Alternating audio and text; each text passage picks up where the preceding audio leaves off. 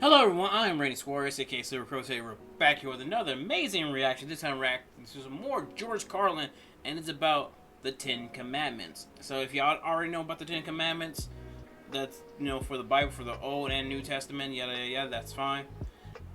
But I'm curious on his take on it. So this is the first time I'm watching this video ever. Surprisingly, it caught my attention. Also, the link was left in one of my previous George Carlin videos. So, the shout out to you for requesting this, buddy. To the fellow subscriber for requesting this. But that being said, if you like any of this content, please like, comment, and subscribe to my channel. I will leave the original link to this video down below in the description. Watch it uninterrupted. Also, link to my Twitter, Instagram, and TikTok, and follow me on those social platforms. Also, link to my Cashapp, which will be down below in the description. If you feel gracious enough to donate $5, $10, $15, that's fine. If you don't, that's fine as well. So, buckle up and let's get started. Alright, we're back here with some more George Carlin. Ten Commandments. I'm curious on his take on this, so let's get started. Well, folks, here's something else I got a problem with. The Ten Commandments. Here's my problem. Why are there 10? You don't need 10. I think the list of commandments was deliberately and artificially inflated to get it up to 10.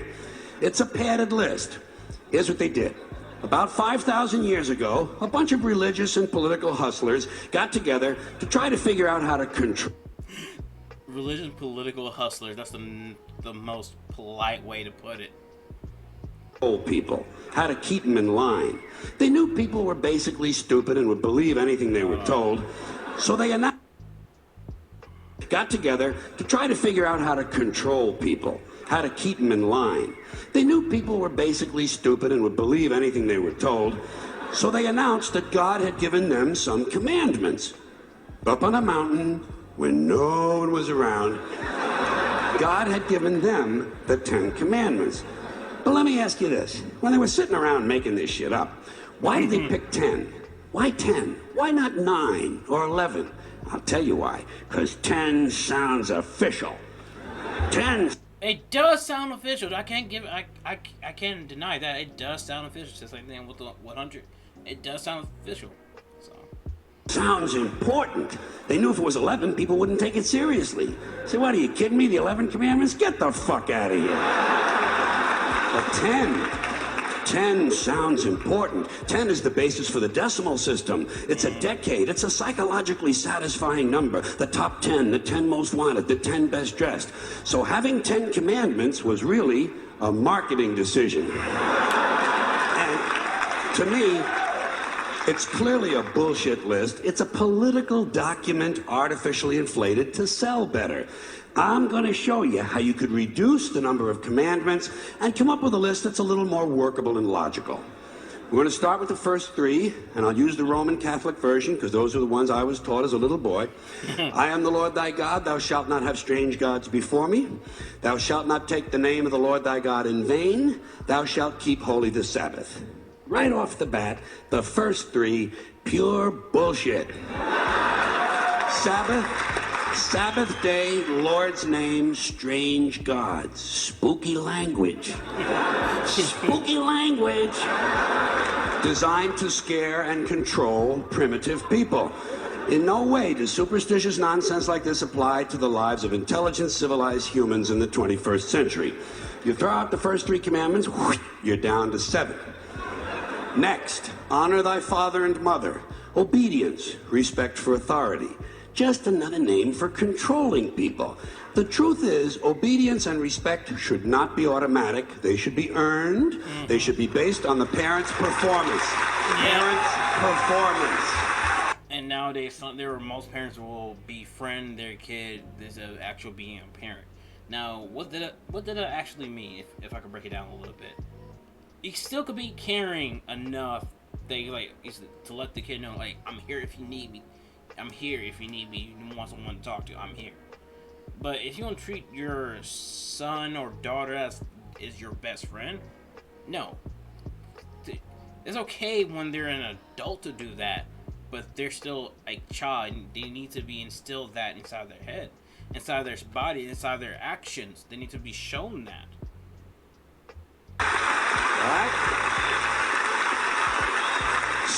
Some parents deserve respect, most of them don't. period. You're down to 6. Now, in the interest of logic, something religion is very uncomfortable with, we're going to jump around the list a little bit. Thou shalt not steal, thou shalt not bear false witness. Stealing and lying. Well, actually, these two both prohibit the same kind of behavior. Dishonesty, stealing, and lying. So you don't need 2 of them. Instead, you combine them and you call it thou shalt not be dishonest. And suddenly, you're down to 5. And as long as we're combining, I have 2 others that belong together. Thou shalt not commit adultery, thou shalt not covet thy neighbor's wife. Once again, these 2 prohibit the same kind of behavior, in this case, marital infidelity. The difference is coveting takes place in the mind, and I don't think you should outlaw fantasizing about someone else's wife. Otherwise, what's a guy going to think about when he's waxing his carrot? But marital fidelity is a good idea, so we're going to keep the idea and call this one, thou shalt not be unfaithful. And suddenly, we're down to 4. But when you think about it, honesty and fidelity are really part of the same overall value. So in truth, you could combine the 2 honesty commandments with the 2 fidelity commandments and give them simpler language, positive language instead of negative, and call the whole thing, thou shalt always be honest and faithful, and we're down to 3. Thou shalt, they're going away fast. Thou shalt not covet thy neighbor's goods. This one is just plain fucking stupid. Coveting your neighbor's goods is what keeps the economy going. Am I right? Your neighbor gets a vibrator that plays "O Come All Ye Faithful." And here's the thing. It's so much poignant now that here's the thing. I keep saying here's the thing, so sorry about that.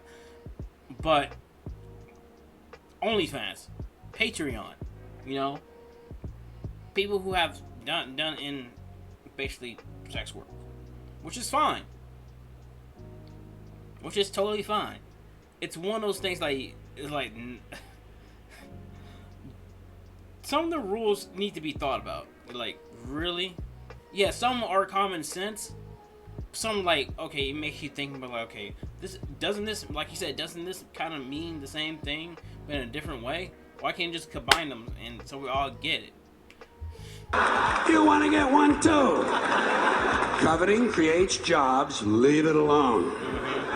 You throw out coveting and you're down to 2 now. The big honesty and fidelity commandment, and the one we haven't talked about yet, thou shalt not kill. Murder. The 5th commandment. But when you think about it, when you think about it, religion has never really had a big problem with murder. No, it has not. A lot of people have done horrible things, egregious, horrible things in God's name, and yet people just gloss over that. You know, I'm like, a lot of people have done things in their other God's name and stuff like that. People have done this, people have done that, all in God's name. Or if you're in different religion in their God's name, it's insanity. Not really. More people have been killed in the name of God than for any other reason. Yes. All you have to do. Again, people gloss over it.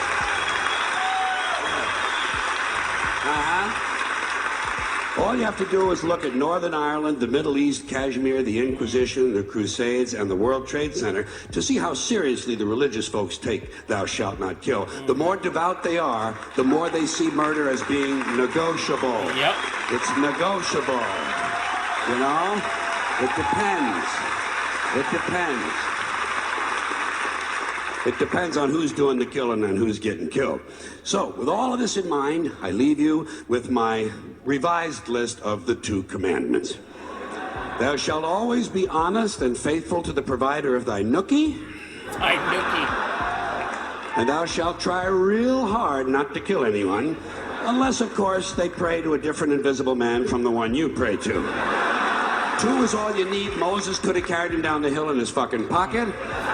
And if they had a list like that, I wouldn't mind those folks in Alabama putting it up on the courthouse wall. As long as they included one additional commandment, thou shalt keep thy religion to thyself. Thank you, everybody. Thanks for coming on. I appreciate it.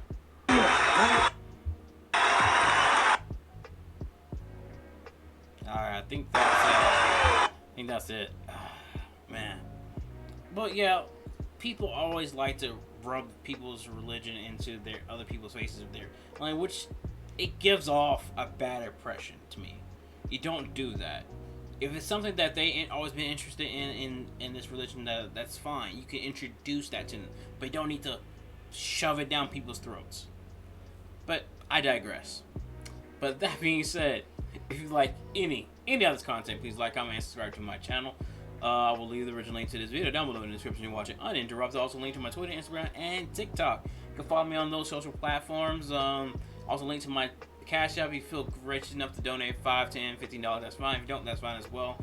But let me know what comedian would like me to react to next. Let me know in the comments down below. I also have a community post about that as well. You can go vote or add what comedian down below in the comments. So anyway, until next time, please take care of yourself. Stay hydrated, stay safe, stay warm, and peace out. Little questions is everything they know about.